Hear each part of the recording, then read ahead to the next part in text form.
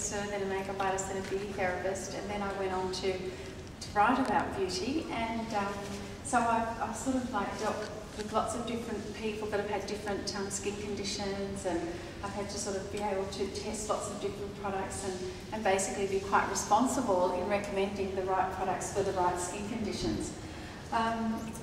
Firstly, I'd like to start by saying that I myself actually did have acne when I was a teenager, and it was something that I felt was very embarrassing for me to go out. I didn't want to be seen, and so consequently what I would do is, instead of making the condition better, what I was doing was I was hiding behind lots of concealer and foundation. And so what I was doing was I was actually making the condition worse. I was clogging my pores, and it wasn't until I met this lovely woman who came into the beauty salon one day, and she said to me, it was my birthday, and she gave me this wonderful voucher, and she recommended that I go and see this beauty therapist. And I couldn't understand what a beauty therapist would do for me and why I needed to sort of like address my skin, because I thought, you know, I wasn't doing anything wrong. I thought, you know, I was a teenager and that was what was happening.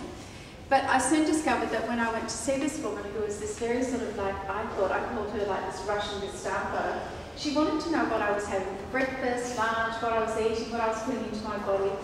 And I couldn't understand why she was so horrified when I said to her that in the mornings I would have a couple of buttered snails, and then at morning tea I would have a buttered finger bun. And anyway, she said to me, you're eating far too many processed foods.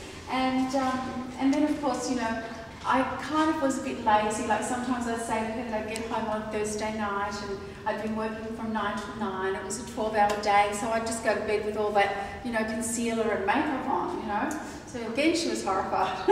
So she taught me that I really needed to address what I put into my body, and also to address just the simple things about skincare, and they weren't too difficult to remember. And the thing that I remember her specifically really talking a lot to me about was cleansing, but not over-cleansing. She was just basically saying you need to remove, you know, the dirt and grime from the day. You need to remove your makeup, because of a night time, that's when your skin is actually, you know, you're resting, and that's when a lot of the repair is done. So consequently, throughout all the years of working with different products and working at Woman's Day, I still follow that philosophy with skincare. I believe that you need to nurture the skin that we've been blessed with. I think that it's really important not to put too many different types of ingredient on the skin. I've realised that over the last probably 5 years, with a lot of letters that I get from the readers, they're all saying to me that they've developed sensitivities, and look, it's a combination of a lot of things. It's not just the products that we put on our skin. It could be some sort of like, you know, the fact that in winter in particular, we tend to spend a lot of time indoors, wrapped up under heavy blankets of an evening. Then we have the heaters going, then we're working in air conditioning. So there's all these other elements that attribute to our skin developing sensitivity.